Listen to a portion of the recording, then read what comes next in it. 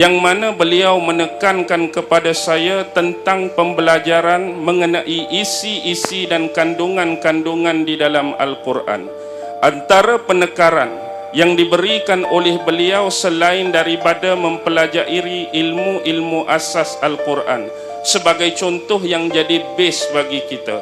Hari ini bila kita berbicara tentang Al-Quran sebagai contoh, kita cuba memaksimalkan sebaik mungkin ilmu tentang tajwid. Kita memaksimalkan sebaik mungkin ilmu tentang bacaan Al-Quran. Kita memaksimalkan sebaik mungkin ilmu tentang tarannum. Tetapi beliau menegaskan, apa yang lebih penting ialah kenapa Al-Quran ini diturunkan kepada manusia. Yang memaksudkan oleh beliau ialah memahami isi-isi, memahami kandungan-kandungan, memahami hikmah-hikmah, memahami penceritaan-penceritaan di dalam Al-Quran. Beliau terus menasihatkan, sebelum ini mungkin sewaktu kamu berada di bumi Malaysia sebagai contoh, kamu membaca surah Al-Baqarah. Di dalam surah Al-Baqarah banyak diisi dengan kisah-kisah seperti kisah Nabi Allah Musa, Bani Israel, bangsa Yahudi, Fir'aun dan sebagainya. Jadi bila kamu datang ke bumi Mesir, kamu dah melepasi satu tahap pengetahuan tentang hal-hal tersebut. Baki lagi kamu dapat menyaksikan sendiri hal-hal tersebut dengan mata kepala kamu. Ini adalah buminya yang sebenar. Kalau kamu nak mengkaji dan nak mempelajari tentang Nabi Allah Musa, inilah bumi dia. Kalau kamu nak mengkaji dan mempelajari tentang Fir'aun, inilah dia. Kalau kamu nak mengkaji dan mempelajari tentang Nabi Allah Yusuf, Bani Israel, inilah buminya. Di samping kita mempunyai pengetahuan dan ilmu asas dalam Al-Quran, kita dapat melihat sendiri tanda-tanda dan bekas-bekas peninggalan daripada zaman Nabi-Nabi, zaman Rasul-Rasul, zaman individu dan personaliti yang disebutkan di dalam Al-Quran. Inilah yang membezakan antara orang yang tidak berada di tempat ini. Contoh orang yang tidak belajar di Mesir bukan menafikan keilmuan dan kehebatan sesiapa pun. Mereka hanya dapat memahami cerita ini just sebagai ilmu dan pengetahuan yang dicari gali di dalam Al-Quran tanpa melihat dengan mata kepala sendiri bukti-bukti yang jelas dan nyata.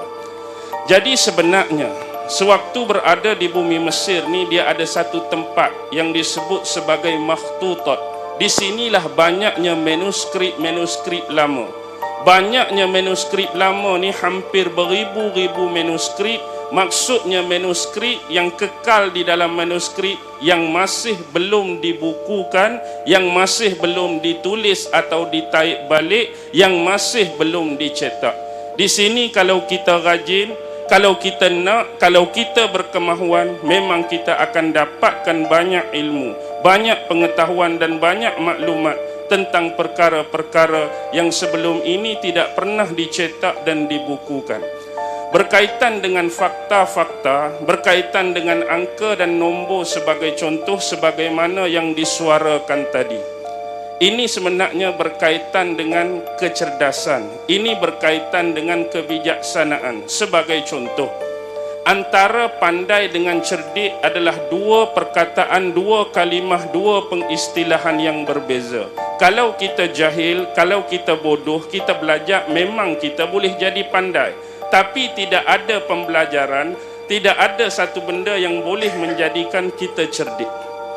Cerdik ini adalah satu anugerah. Cerdik ini adalah satu pilihan daripada Allah Subhanahu wa taala kepada seseorang atau individu tertentu. Memang dia dilahirkan cerdik.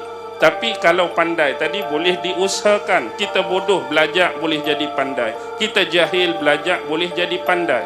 Tetapi saya bukan cerdik. Mungkin kita ni duduk tahap kejahilan, duduk tahap kebodohan yang cuba belajar, mengauk seberapa banyak ilmu dan pengetahuan untuk menjadi manusia yang pandai, manusia yang berilmu, manusia yang bermaklumat.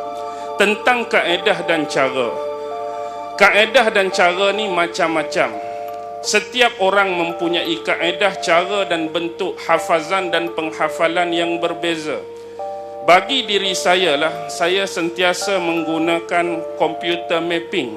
Itu istilah yang saya buat sendiri. Computer mapping ni macam kita simpan satu barang, yang mana barang ni hanya kita yang tahu di mana kita simpan. Contoh, sekiranya kita mempunyai barang yang berharga, barang yang kita sayangi, barang yang kita rasa penting, kita cari dalam sudut mana-mana rumah kita, bagaimana kita boleh simpan, boleh sembunyikan, boleh letak di tempat yang paling selamat. Contoh, kalau kita sayangkan bola, sebagai contoh, di mana aku nak letak bola ni, kita cari mana-mana sudut rumah kita, kita letak, dan tak ada orang tahu pun kita letak di situ. Ambil barang ni, letak kawasan ni, ambil barang ni, letak kawasan ni.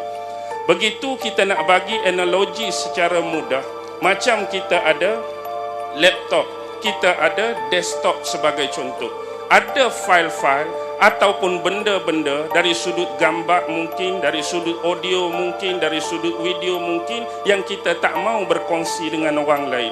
Jadi kita sediakan beberapa folder, kita letak benda-benda tu dalam folder, kemudian kita buat pula folder-folder yang berlapis sebab tak mau orang tahu. Hak berlapis tu satu hal, kemudian hidden pula. Hak hidden tu kunci pula. Seolah-olah kalau orang jumpa, file apa ni? File apa? Tengok, ada file tapi ada kunci pula. Seolah tak mau bagi orang tahu. Jadi dari sudut di sini, bila saya membaca satu benda setakat ni, alhamdulillah lah. Allah bagi ingatan, nak kata kuat taklah kuat mana, nak kata hebat taklah hebat mana. Tapi apa pun kaedah hafalan dan hafazan mesti dilakukan secara berulang kali. Kita hafal, kita ingat. Kita hafal, kita ingat. Suatu benda yang kita anggap penting, lagilah kita hafal, kita ingat. Kita hafal, kita ingat. Kita hafal, kita ingat. Kemudian di mana aku nak letak benda ni? Bila perkara tersebut berkaitan dengan akidah, kita akan bawa gambaran ni depan kita. Padahal tak ada desktop pun, tak ada komputer pun. Cuma kita bayangkan adanya folder-folder tertentu. Bila kita baca benda ni, kita rasa penting berkaitan akidah, kita bawa dia masuk dalam folder akidah. Bila kita belajar tentang ibadah, kita masuk dalam ibadah. Bila belajar tentang syariat, syariat. Perbandingan agama, perbandingan agama. Isu dajjal, isu dajjal. Akhir zaman, akhir zaman. Jadi bila kita memerlukan benda tu, walaupun sebenarnya hakikatnya kosong, orang tak nampak kita sedang buka folder-folder kita tadi. Dengan cara kita yang tersendiri. Jadi nak mengingat folder ni pun satu hal. Nak mengingat folder ni satu hal. Jadi bila benda tu dah jadi amalan, bila benda tu dah jadi kebiasaan, macam peribahasa sebutlah, Allah tegal kerana biasa. Jadi sebab tiada kebiasaan tu pada diri seseorang. Ni saya cerita tentang kaedah, bentuk dan cara saya. Mungkin ada cara orang lain yang lebih hebat. Mungkin ada cara orang lain yang lebih berkualiti. Jadi benda-benda ni lah memudahkan kita di masa depan bila kita memerlukan benda tersebut. Satu lagi yang menjadi kegemaran bagi saya, bila kita ingat satu benda dan kita akan bertemu lagi dengan benda tu. Contoh, kita jumpa satu perkataan. Kita jumpa satu perkataan dan kita pernah ingat perkataan ni. Tiba-tiba pi mana-mana pun kita jumpa poster, kita jumpa label, kita jumpa perkataan ni pada kereta, kita jumpa perkataan ni pada van sebagai contoh.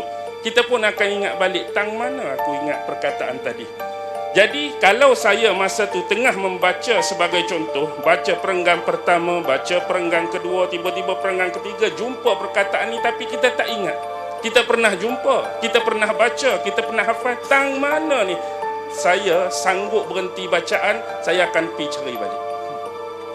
Saya akan pi cari balik. Dalam masa cari balik itulah kita akan jumpa pemaknaan yang lain tentang perkataan tadi.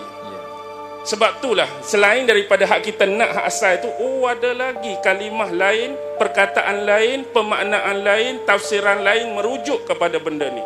Sebab tu kadang-kadang dalam kuliah saya, bila merujuk pada satu kataan, saya akan cerita, hak ni lagu ni, hak ni lagu ni, hak ni lagu ni. Sebab kita duk amalkan, sebab kita duk wujudkan benda-benda tadi dalam diri kita.